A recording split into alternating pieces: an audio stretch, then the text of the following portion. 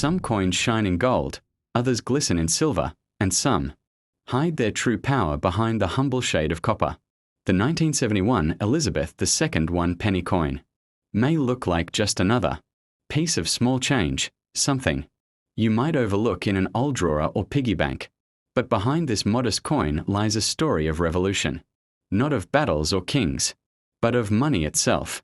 This was the coin that symbolized Britain's leap into the modern age, a penny that carried myths of rarity, whispers of hidden fortunes, and memories of a society learning a new way to count and spend.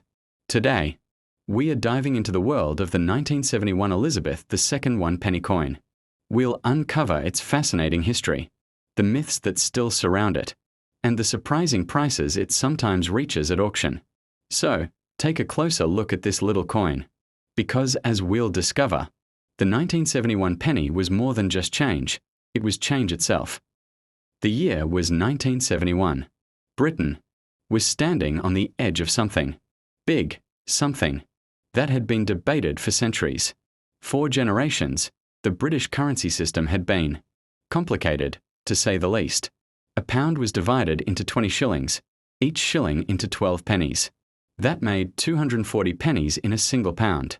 To add to the confusion, there were also farthings, florins, crowns, and half-crowns.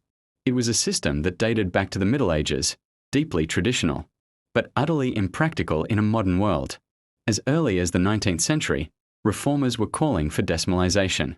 Other countries had already simplified their money.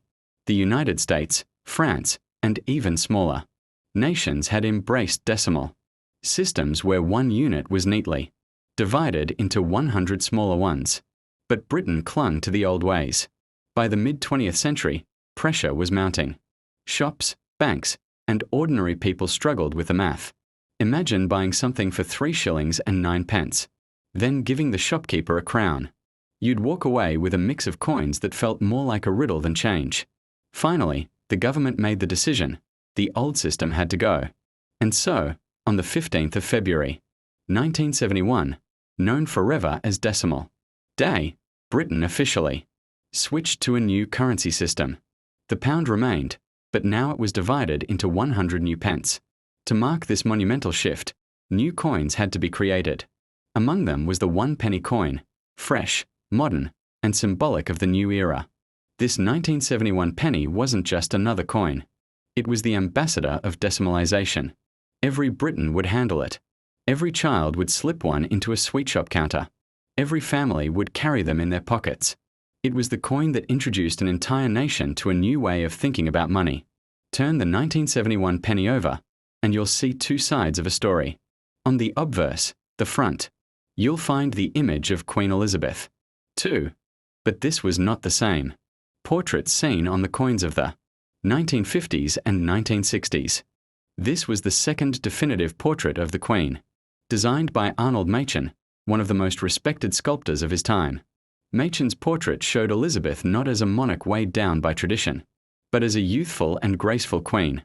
Her tiara, the girls of Great Britain and Ireland tiara, sparkled with modern elegance. This was an image of continuity, but also of progress, perfect for a coin that symbolized change.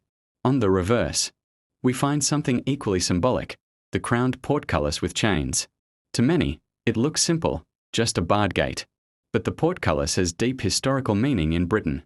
It's the emblem of the Palace of Westminster, a symbol of Parliament and governance. By placing it on the penny, the coin connected ordinary people to the very heart of democracy and national identity. Above the portcullis, the words, "New Penny." Why new?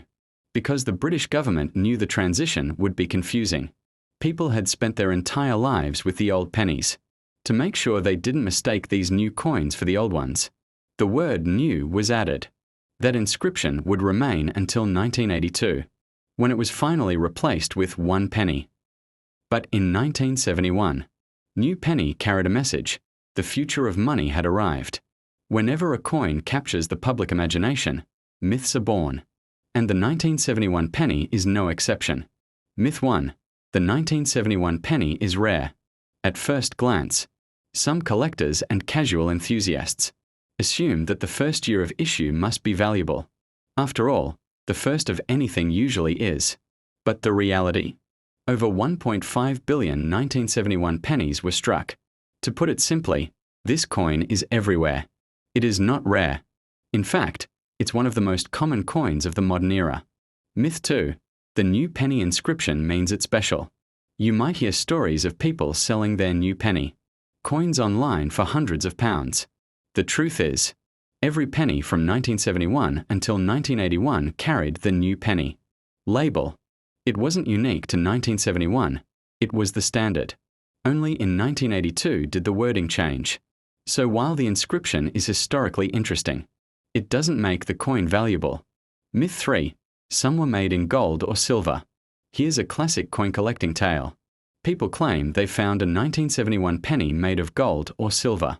But in reality, all were struck in bronze. If you see one in a different color, it's almost certainly plated or discolored. The Royal Mint never released a gold or silver version of the 1971 penny. Myth 4. Error coins worth thousands.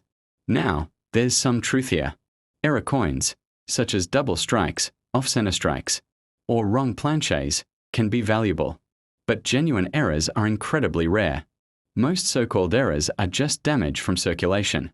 Still, the idea of a hidden treasure keeps the myth alive. Myth 5. The 1971 penny was withdrawn immediately. Some people believe that the coin was quickly taken out of circulation. Not true. The 1971 penny circulated for decades, alongside later issues. Many people still find them in change today. Myths like these keep the coin exciting. They may not always be true, but they add layers of intrigue to an otherwise ordinary piece of copper. To truly understand the 1971 penny, we have to see it in action. Picture Britain in the early 1970s. Decimalisation was fresh. People were adjusting, sometimes grudgingly, to the new system. Shops displayed prices in both old and new money. For weeks, calculators, charts, and conversion tables were everywhere. The penny quickly became part of everyday life. For children, it meant sweets, rows of jars filled with treats, each costing just a penny or two. For adults, it meant newspapers, bus fares, and change jingling in their pockets. The penny was the coin of the people. It wasn't glamorous, but it was constant. It travelled through shops, pubs, and markets.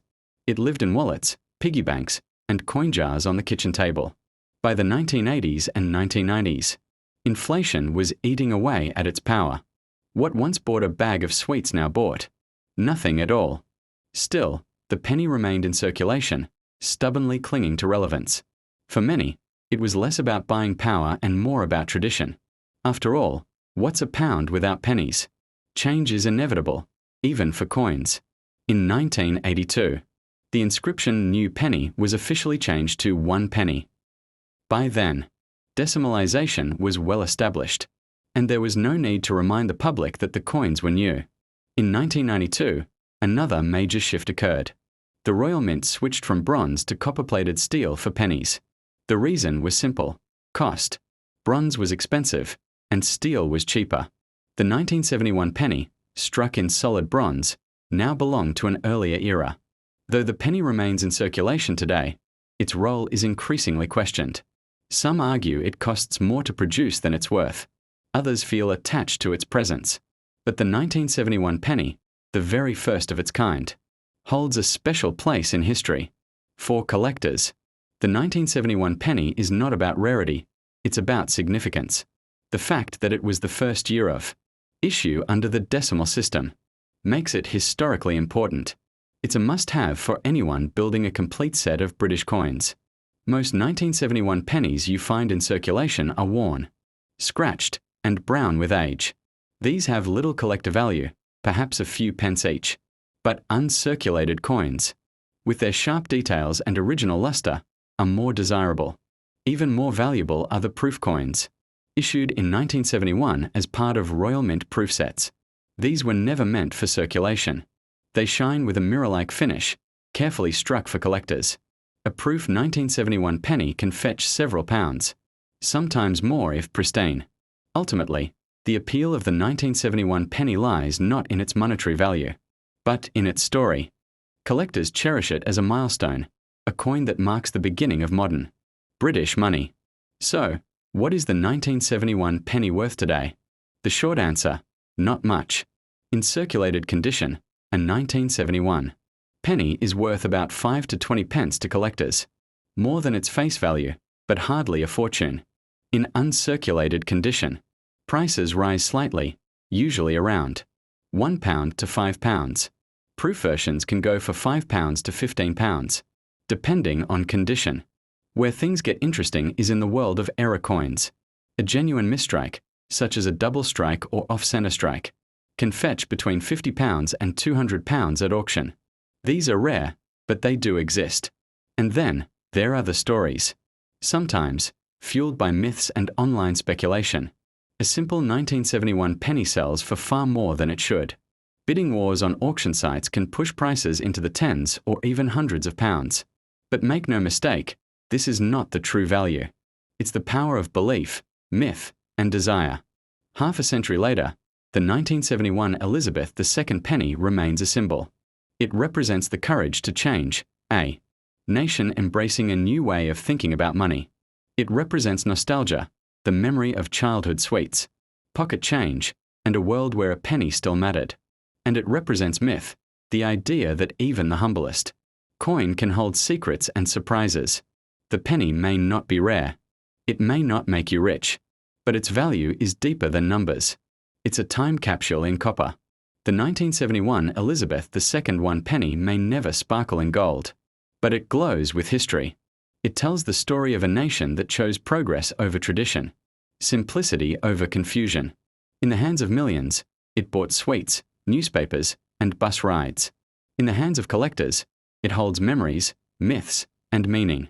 And in the grand story of money, it will always stand as a marker, the first step into the decimal age. So, the next time you come across a 1971 penny, don't toss it aside. Hold it close, because in that little coin lies a revolution.